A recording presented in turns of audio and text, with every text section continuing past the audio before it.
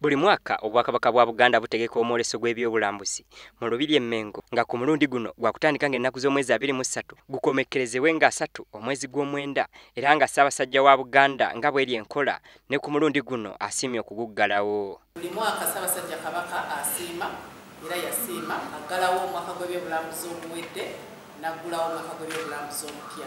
N'olwekyo yasiimye omwaka guno era ajja kuguggalawo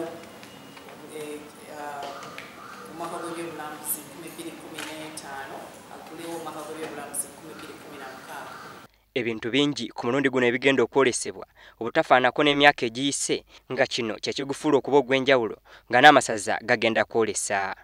Tubadde tukuŋŋaanya Omuganda Omuzungu tannajja yabeerangawo atya, yakozesanga ki, yafumbiranga mu ki, yalimanga atya, yakola obulamu bw'Omuganda ow'edda bwabanga butya. So mujja kulaba engoma nnyingi nnyo ze mutalabangako in one place ng'ate buli ngoma erina erinnya lyayo, erina ebikikwata nk'okugamba osobola okuyingirawo ne bakunnyonnyola n'engoma eyitibwa bw'eti, olugayo bwegano, egano ekola kino na kino. Omwoleso gw'omulundi guno gwakubaamu n'empaka z'amaato ku nnyanja ya Kabaka era nga zino zijja kuba wakati wa bannayuganda n'abavuzi okuva e Kenya. Bagenda kuba basipurintinga ku nnyanja ya Kabaka n'amaato kuno wakati wa Kenya ne Uganda ennaku ezo 3 nga 23 tuggalewo amaato ago tuggulewo mu Lubiri Expo etandike. Ng'oggyeko ebyo omwoleso gwakutandika n'empaka z'abannalulungi ab'ebyobulambuzi mwe bagenda okulondera n'alulungi w'omwaka guno.